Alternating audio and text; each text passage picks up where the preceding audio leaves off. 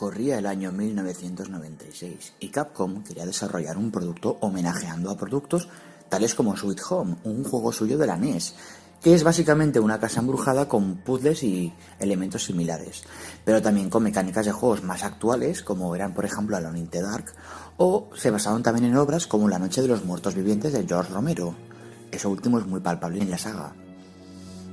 Esa mezcla generó algo novedoso, distinto, puesto que no fue el primer juego que unió varios elementos similares, pero sí fue el primero que lo supo llevar a buen término uniendo todos los conceptos en una parodia a las películas de serie B, con clichés americanizados, con muertos vivientes, mansiones embrujadas, etc. Fueron las bases para el concepto de survival horror tal y como se conoce actualmente. Capcom decidió darle el desarrollo del proyecto a Shinji Mikami, un relativamente joven empleado que ya gozaba de cierto éxito moderado al trabajar de diseñador en el juego Goof Troop de la Super Nintendo y en planeador de videojuegos con licencia de Disney. Pero fue en este trabajo, en Resident Evil, donde él se consolidó un nombre y cierta reputación, y actualmente es una figura de cierto peso en la industria. Corría el año 1996 y fue uno de los primeros juegos en la generación 3D en consola, en la que el concepto de videojuego evolucionaba a pasos de gigante.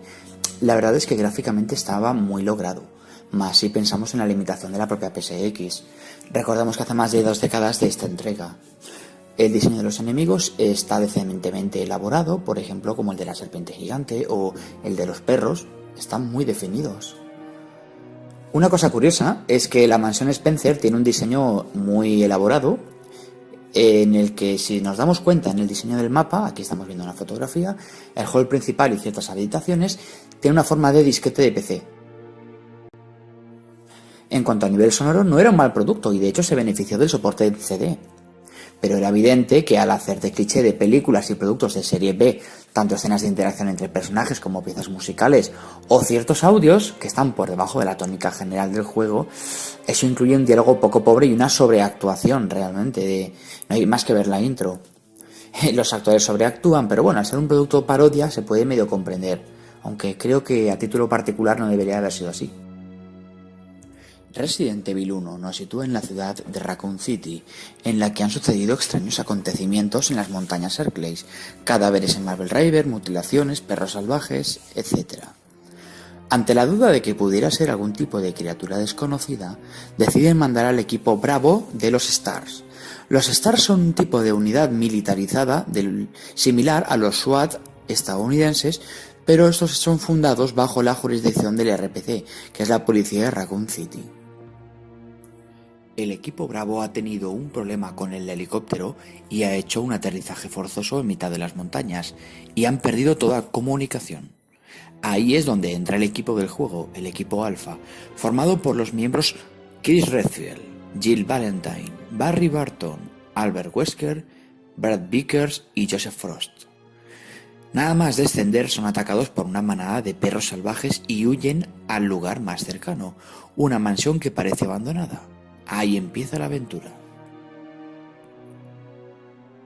Los protagonistas de esta entrega son dos muy definidos.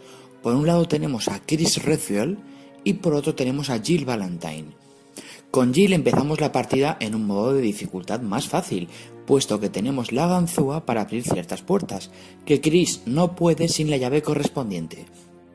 También tiene un inventario de objetos más grande. También empieza con una pistola. Por contra, es más débil que Chris. Chris tiene más resistencia. Al final ambos personajes tienen una gran cantidad de armas, así que al llegar a un punto determinado de la partida, no importa qué personaje lleves.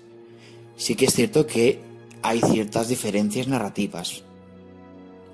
Si jugamos con Jill nos iremos encontrando por el camino a un personaje del equipo Stars, Barry Barton, mientras que si jugamos con Chris Redfield nos encontraremos con Rebecca Chambers, miembro del equipo Bravo, que ha sobrevivido.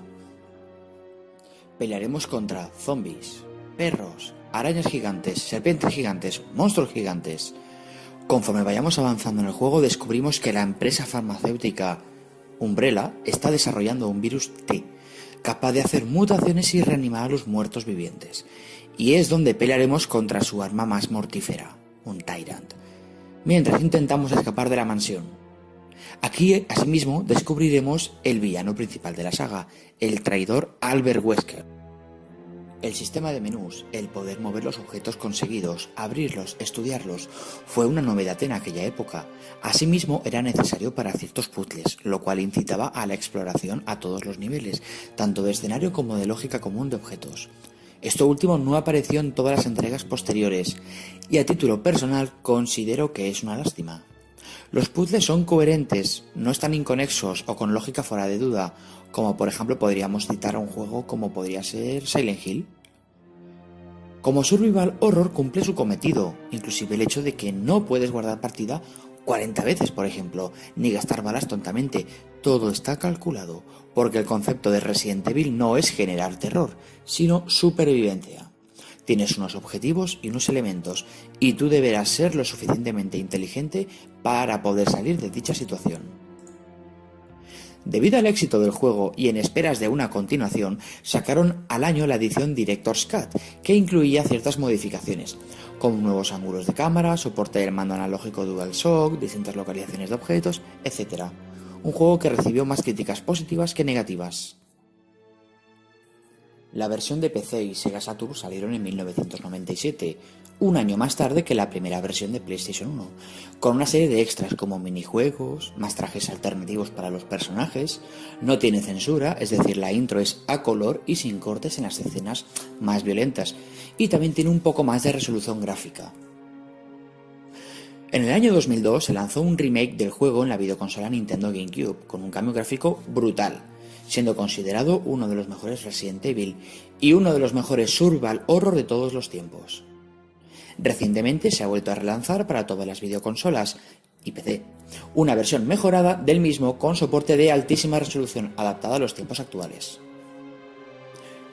En el año 2006 se relanzó el juego también en formato para Nintendo DS, aprovechando las bondades de la pantalla dual, e incorporando un modo de juego opcional, distinto al original, en el que los puzzles y la disposición de los objetos cambiaba para hacer uso del stylus y el micrófono.